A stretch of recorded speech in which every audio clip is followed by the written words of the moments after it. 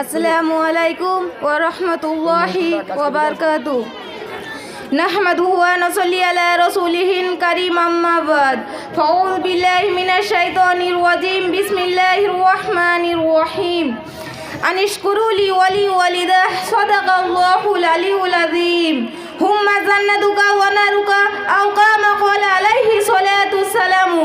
যাবতীয় উপাসনা, আরাধনা ও সমুদয় প্রশংসা সেই বিশ্ব নিয়ন্তার প্রতি নিবেদিত হোক, যিনি মহিয়ান, গরিয়ান, সর্বশক্তিমান, অনন্ত অসীম, দয়ালু, কৃপাবান।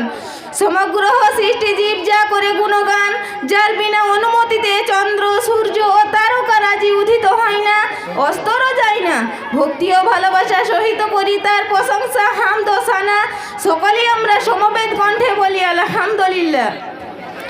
অনন্ত অসংখ্য দরুদ ও সালাম প্রেরণ করি সেই মহান মানবের প্রতি, যিনি আগমন করিয়াছেন বিশ্ববাসী করুণ হয়ে, ভ্রান্ত পথিকের পথে দিশারি রূপে, যার উপাধি আলামিন সাদিক আমানতদর, সত্যবাদী, যাকে সৃজন না করলে আকাশ পাতাল, পাহাড় পর্বত, বৃক্ষ, তরলতা, এমনকি মানবদান কিছুই সৃষ্টি করা হতো না। তারাই সানে এক বাক্যই বলি সাল্লাল্লাহু আলাইহি ওয়াসাল্লাম। ততপর আমাদের এই মহিতি অনুষ্ঠান সুনামধন্য, মহামান্য, সম্মানীয় সভাপতি সাহেব এবং মঞ্চে উপবিষ্ট শ্রদ্ধেয় শিক্ষক মণ্ডলী ও দূর দূরান্ত থেকে আগত অতিথিবৃন্দগণ এবং সম্মুখে বসে থাকা শ্রোতাবৃন্দকে আমার আন্তরিক সালাম, শুভেচ্ছা, অভিনন্দন জানিয়ে আজকে অনুষ্ঠানে আলোচ্য বিষয় পিতামাতার হক তথা অধিকার সম্পর্কে পুরানো হাদিস দ্বারা কিছু আলোকপাত করতে চাই।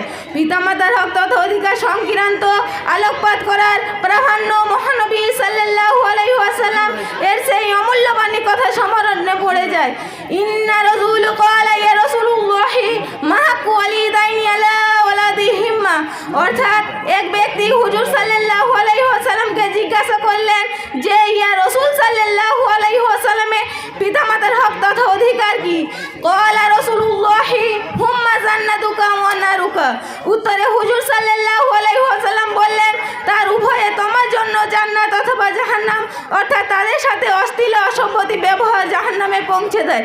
সম্মানিত বন্ধুগণ, শুধু তাই নয়, পিতামাতার অনুগ্রত ও সেবনে গুরুত্ব সম্পর্কে বলা হয়েছে যে যতক্ষণ পর্যন্ত ফরজে আইন হয় না, ফরজে কিফায়া স্তরে থাকে, তখন অনুমতি ব্যতীত সন্তানের জন্য জেহাদে যোগদান করা বৈধ নয়। দৃষ্টান্ত স্বরূপ বুখারী শরীফ আব্দুল্লাহ ইবনে ওমর রাদিয়াল্লাহু তাআলা আনহু এর পুত্র বর্ণনা করেন, যা রাসূলুল্লাহি সাল্লাল্লাহু আলাইহি ওয়াসাল্লাম ইন্নী ইরিদু জিহাদ। জৈনব ব্যক্তি হুজুর সাল্লাল্লাহু আলাইহি ওয়াসাল্লামকে জিজ্ঞাসা করলেন, ও মা আলাইনা ইল্লাল বালাগ।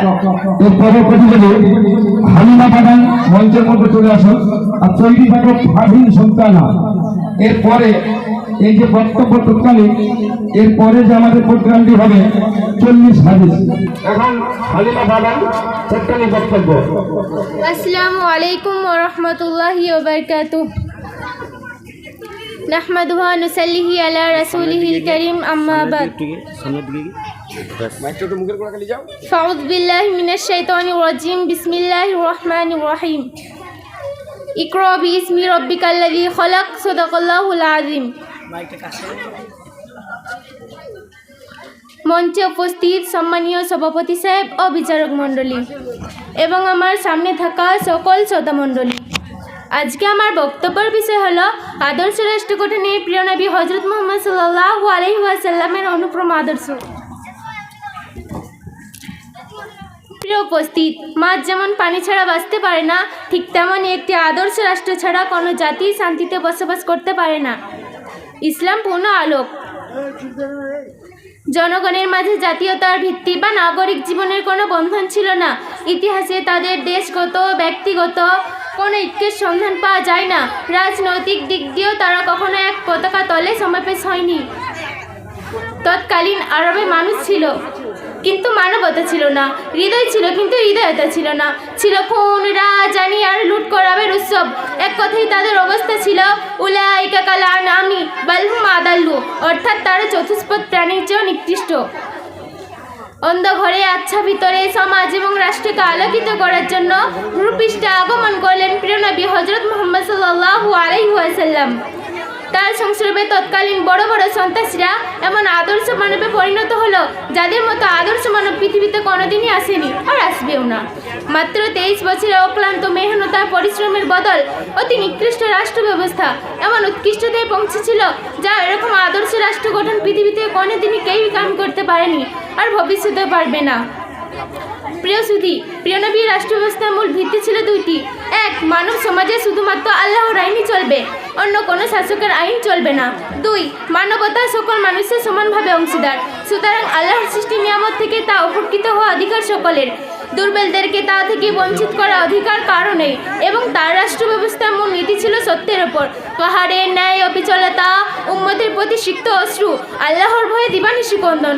তাই তো দেখা যায় জীবনের শেষ পর্যন্ত রাষ্ট্রের সকল গুরুত্বপূর্ণ কার্যতা প্রশাসক, ইমাম, মুয়াজ্জিন নির্ধারণ, বিজাতিদের সাথে সন্ধি স্থাপন, মুসলিমদের মাঝে সম্পদ বর্তন, সেনাবাহিনীর অস্ত্রসজ্জা, মামলা মোকদ্দমা, সরাই বিধানের ফতোয়া ও অপরাধের শাস্তি ইত্যাদি তিনি নিয়ে সাহায্য সম্পাদন করতেন।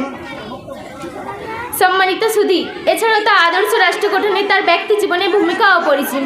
কারণ একদিকে তিনি ছিলেন উদারতার প্রতীক, অপরদিকে তিনি ছিলেন বিনয়ের, নম্রতার উজ্জ্বল অর্থ।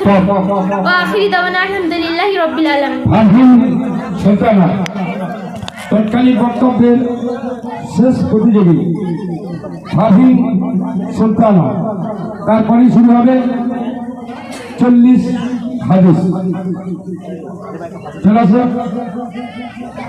ফারহিন সুলতানা, আপনাদের সামনে এখন তৎকালীন বক্তব্য পেশ করবেন। আসসালামু আলাইকুম ওয়া রাহমাতুল্লাহি ওয়া বারাকাতুহু। নাহমাদু ওয়া নুসাল্লি আলা রাসূলিহিল কারীম, আম্মা বাদ। ফাউযু বিল্লাহি মিনাশ শাইতানির রাজীম। বিসমিল্লাহির রহমানির রহিম। আমি ফারহিন সুলতানা, আমি রাজপুর উত্তরপাড়া মক্তব ওমর রাদিয়াল্লাহু তাআলার দ্বিতীয় শ্রেণীতে পড়ি। আজকে আমি মক্তব শিক্ষা গুরুত্ব সম্পর্কে কিছু বলবো ইনশাআল্লাহ। মানুষ সভ্যতার বয়স যতদিন, শিক্ষার বয়সও ততদিন। যেমন আল্লাহ তাআলা করেন, হয়তো আমি আদমকে সব কিছুর নাম শিক্ষা দিয়েছি, আর এই শিক্ষার অর্থ হলো মানুষকে পরিশুদ্ধি করা। শিক্ষা মানুষকে পরিবর্তন করে। যেমন ইংরেজিতে একটা প্রবাদ আছে, education is the change of behaviour of in the nature. শিক্ষা মানুষকে অবশ্যই পরিবর্তন করবে যদি তা হয় আল্লাহর পরিচয় বহনে। যেমন আল্লাহ তাআলা বলেন, পড়ো তোমার প্রভুর নামে যিনি তোমাকে সৃষ্টি করেছেন। আর এর থেকে বোঝা যায় আল্লাহর কাছে গ্রহণযোগ্য শিক্ষা হলো ইসলামিক শিক্ষা, যার প্রধান কেন্দ্র হচ্ছে মক্তব। এছাড়া আধুনিক সময়ের দিকে তাকালে দেখা যায় শিক্ষিত ব্যক্তিদের দ্বারা অপরাধ সংগঠিত হয়ে থাকে, কিন্তু যারা মক্তবে পড়ে তাদের মধ্যে অপরাধ করার প্রবণতা খুবই কম, কেননা তারা আল্লাহর প্রদত্ত এবং রাসূল সাল্লাল্লাহু আলাইহি ওয়াসাল্লাম প্রদর্শিত শিক্ষায় শিক্ষিত। রাসূল সাল্লাল্লাহু আলাইহি ওয়াসাল্লাম বলেন, তালাবুল ইলমি ফারিজাতুল আলা কুল্লি মুসলিমিন, অর্থাৎ ইলম শিক্ষা করা প্রত্যেক মুসলমানের ওপর ফরজ, আর এর ওপর ফরজ ধারাবাহিক। তাই মক্তবে আরবি, উর্দু, আকাল, মাসাইদ, আদব, ইসলামী ইতিহাস ও তালিম ইসলাম শিক্ষা দিয়ে একজন মানুষকে জ্ঞানের পূর্ণতা দিয়ে থাকে। এই সকল শিক্ষা সামান্য একটি রাষ্ট্র এবং সমাজ ব্যবস্থা গঠন করতে পারে। আর এইরকম মধ্যে পা করে এগিয়ে যাচ্ছে রাজপুর উত্তরপাড়া মক্তব ওমর রাদিয়াল্লাহু তাআলা। ধন্যবাদ জানিয়ে আজকের মতন আমার বক্তব্যটি এখানেই শেষ করছি। আসসালামু আলাইকুম।